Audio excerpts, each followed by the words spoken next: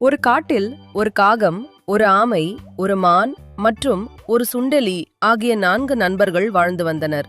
ஒருநாள் அந்த மான் வேடன் விரித்த வலையில் சிக்கிக் கொண்டது. மானை காணாத மற்ற 3 நண்பர்களும் கவலையடைந்தனர். காகம் உயரே பறந்து தேடிய போது மான் வலையில் சிக்கியிருப்பதை பார்த்தது. உடனே மற்ற நண்பர்களிடம் விஷயத்தை சொன்னது. சுண்டெலி சொன்னது, "நான் கடித்து வலையை துண்டித்து விடுகிறேன், ஆனால் என்னை அங்கே யார் கூட்டிச் செல்வது?"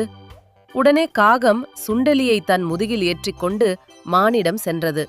சுண்டெலி வலையை கடிக்கத் தொடங்கியது. அப்போது மெதுவாக நகர்ந்து வந்த ஆமை, "நண்பர்களே, வேடன் இதோ வந்துவிட்டான்" என்று எச்சரித்தது. அதற்குள் சுண்டெலி வலையை அறுக்க மான் துள்ளி ஓடியது.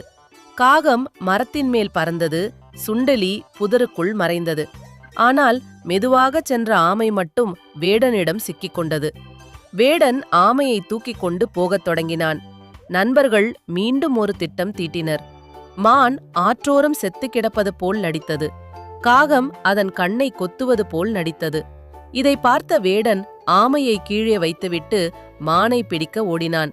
அந்த நேரத்தில் சுண்டெலி ஆமையை கட்டி வைத்திருந்த கயிற்றை அறுத்தது. ஆமை தண்ணீருக்குள் மறைந்தது. வேடன் அருகில் வந்ததும் மான் எழுந்து ஓடியது. வேடன் ஏமாந்து போனான். நண்பர்கள் 4 மீண்டும் ஒன்று சேர்ந்தனர்.